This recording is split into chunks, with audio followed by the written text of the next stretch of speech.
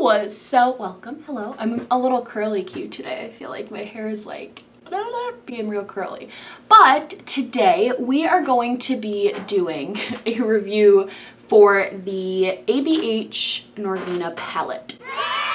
This is also considered a Tutorial Tuesday because I'm going to be doing a look with it, but I'm going to be doing something a little different that I haven't normally done in my Tutorial Tuesdays, which is like fully comprehensively reviewing the palette. I'm sure if you saw the title, you're wondering what the drama behind the palette is. So I'm going to start with that first so you guys know what I experienced and my little bit of frustration with the Norvina palette and with Anastasia at the moment. So if you follow me on Twitter, you probably already know this, but when I received this palette, I'll insert some pictures. It arrived to me at my door and it looked like the entire package had just been dunked in a bucket of water, submerged underwater for like 10 minutes and then taken out. It was really wet, and it's important to note that I live in an apartment complex. All of my packages come inside. They're never sitting outside for any reason. They all come straight to my door, or they go to a concierge office where they sit. So there was no reason for it to be that wet, but it was sitting at my front door. I went to go like pick it up, and it basically, the package that it was in completely fell apart. Completely just like everything fell apart because it was so water damaged. And I ended up taking out the palette, and the box was drenched. The box was soaked. I took out the palette, and it's pretty slight. It's not super noticeable, but there's a slight discoloration between the top and the bottom. Hopefully you can see it in the picture. I feel like it's hard to see because it's kind of, I'm being nitpicky about it, but here's the tea. None of the shades inside were damaged, which I was very happy about. So that was fine. But I was still really annoyed about the fact that it came waterlogged, essentially. So I did email ABH, and they told me to send pictures, and I sent pictures, and then I never heard back from them. Here's the reason why this annoys me. If this was like a smaller indie brand and this had happened, I understand you can't cut the loss of like having to send a new palette or a new package just because the outside is damaged. Like, I understand that.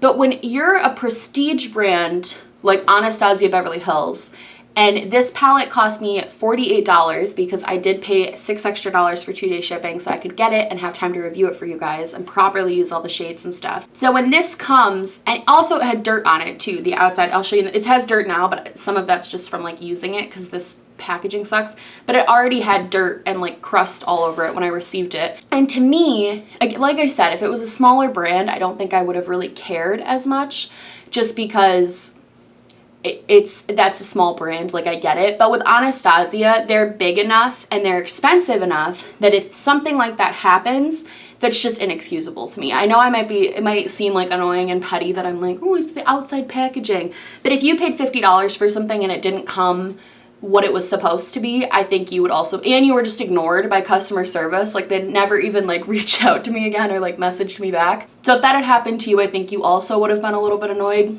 I feel kind of silly complaining about it because it is just the exterior, the inside is fine. But to me, it's just frustrating to have something that came already damaged in a way, and that was really frustrating. This isn't like me trying to start drama. I'm not trying to, I just wanted to explain to you because I think that speaks, I feel like I've heard a lot of people say that their customer service is fantastic, and I did not have a good experience. So I feel like that's something to note for you guys. If that's something that's going to really bother you, if like these little things, like the outer packaging being like ruined basically bothers you, ABH may not be the best company for that, which I understand, but it's also annoying. Like, you know what I mean? I'm not gonna like rage and like go on their website and like rage about it, but it is something that's slightly annoying and something I felt I would share when talking about this palette. As for the palette itself, standard velvety packaging that all of the other, I have them all like right here. My Modern Renaissance is so destroyed, but my soft clam is doing just fine. This is what the interior looks like. I've used this multiple times. I've used almost every single color. The only colors I haven't used are Summer, Celestial, and Drama. I was saving Celestial and Drama for today's look because I wanted to do a purple look.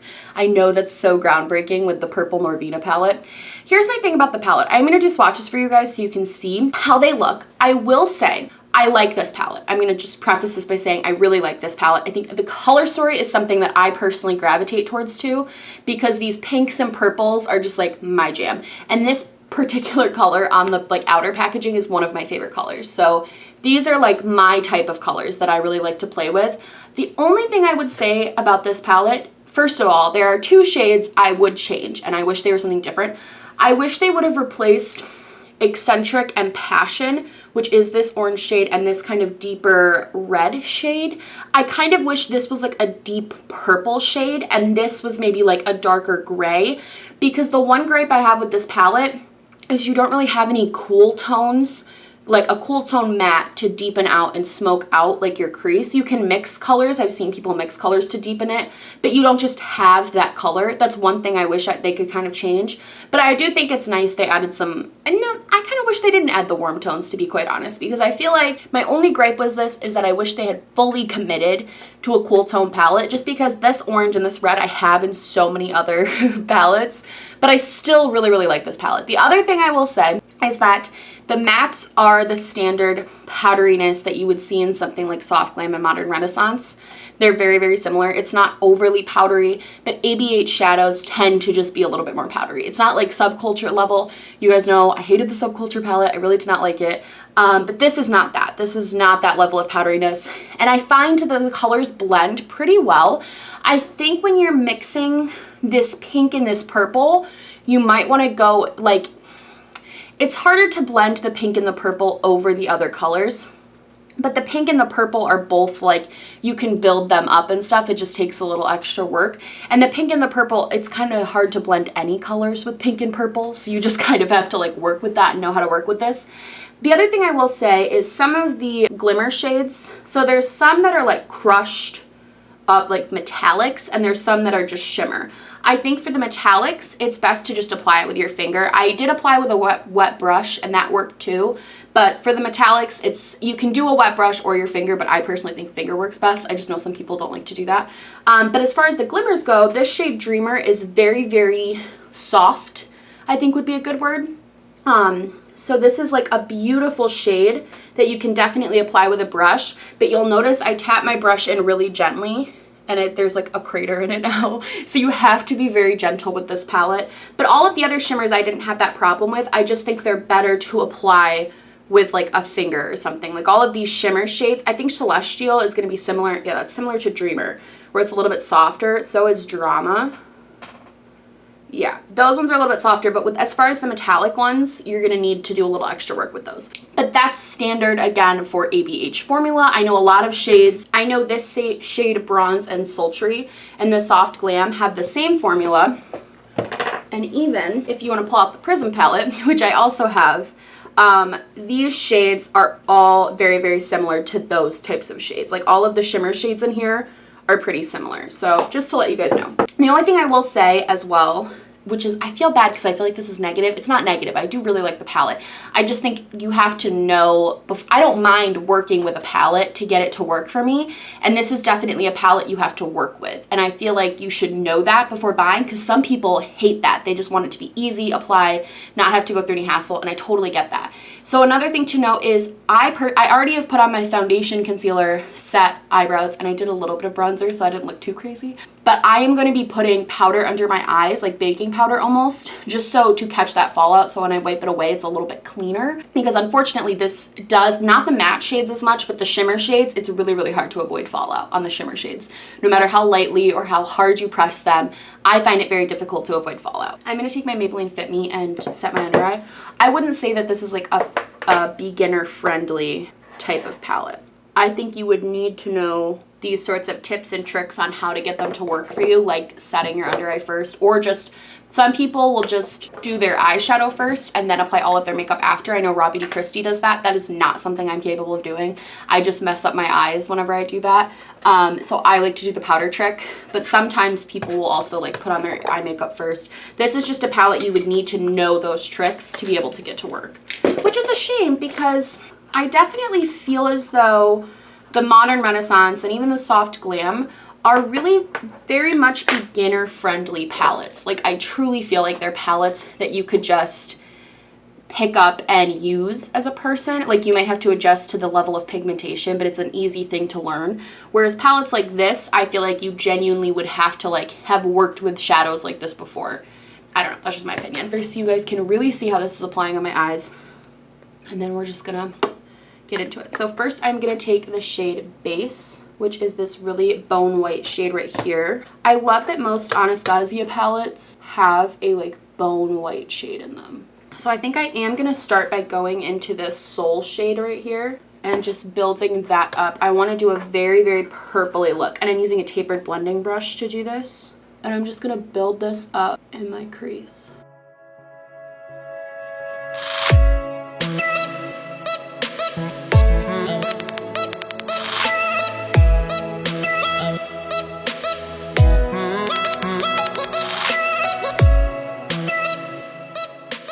Alright, next I'm gonna go into the pinky shade, which is Love. And I think I'm actually gonna take more of a packing brush. Why don't I use the brush they gave me? That's revolutionary. And I'm gonna go in with that Love. The Love shade, I will say, is particularly powdery.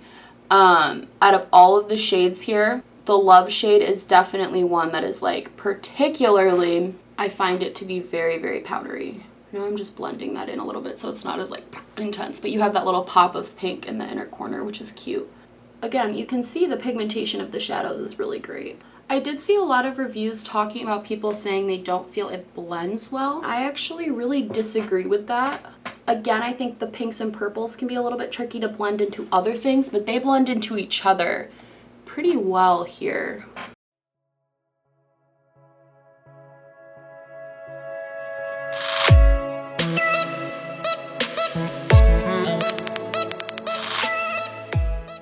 I am going to go in and try to deepen up the outer corner in a minute, but I am going to start with just some shimmer shades. Let's start with Celestial. I'm going to use my MAC Fix Plus. You can literally just, if you want MAC Fix Plus, I know people are going to disagree with me, just literally put water in a spray thing and it feels the same, I promise. That's what I did before MAC Fix Plus, and I literally basically feel like that's what I'm doing now. So my brush is wet, and I am going to go in with Celestial. Pack that onto my brush. Like, that is so pretty. That's such a pretty payoff, I feel.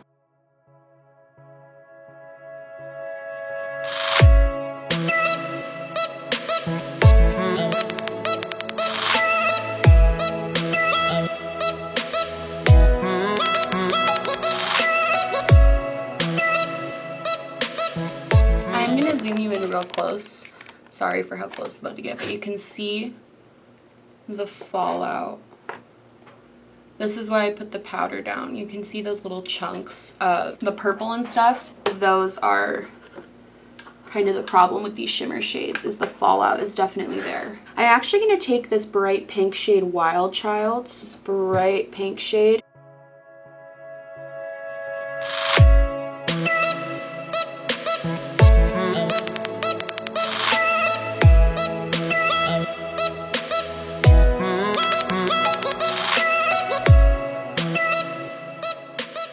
It keeps the pink and purpley vibes to it that I've been liking. And I am going to go into this deep shade of purple, Drama. And I'm going to just pack that on my outer, kind of right over here.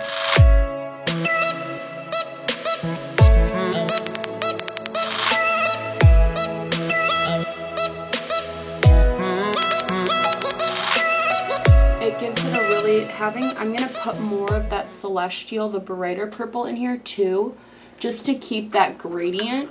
I don't know what's really going on up here, but all of the glitter is really clumping together. But I'm going to go in with Celestial and just pack that on a little bit more. Here's the problem. I am just like an everyday makeup user, so this could totally be user error. But I'm not sure why the Soul color turned so dark. I feel like the shimmers don't look good. Oh, I'm gonna wipe away this big, just final shot of all the fallout. Yeah, so you can see, I don't know, I had a really difficult time with these purples. I'm not really sure why. Everything got really muddied. Like even in here where all I did was put pink down, they got really muddied. I'm not really sure what happened. I'm gonna go back into Love and see if I can bring some light back to this inner corner because it's pretty dark. Okay, that's good. And then I'm gonna go into Soul again, that purple up where it's so, I only wanted it dark on the outer corner, so I'm not sure where did I go wrong. Yeah, I'm not gonna lie, I'm gonna put on the rest of my face after this. Everything got really bad when I used the purples. I hadn't used those purples before, the purple shimmers, and I don't love, I'll zoom you guys in again. It looks like pink and then it's all the same color of purple, but I tried to do a gradient and that just didn't happen. When I've used other colors in this palette, when I used the warm tone kind of bases, when I used like these colors and then like this gold shade looked really good. When I used Incense Volatile and like a little bit of the pink and I used Wild Child and Rose Gold, that looked really good. Dreamer even looks really pretty on the eye, but Celestial and Drama looked really bad. I don't feel like this looks very good, and I don't know why.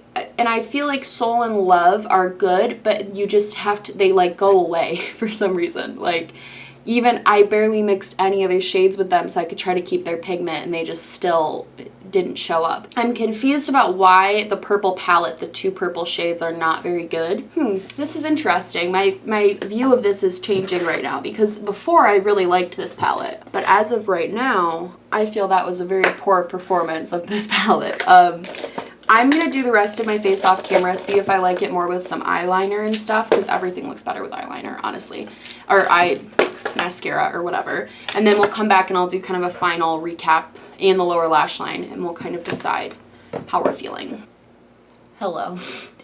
I think the lipstick was a mistake. I was trying to go for like a monochromatic look, and I think I missed the mark a little. I think it's a little ridiculous, but we're just, honestly, I really hate how this looks. I'm not even gonna front. I'm gonna do the bright pink on the lower lash line just to kind of try and balance out the look a little bit. So I'm gonna go in with this pink shade and do that on the lower lash line.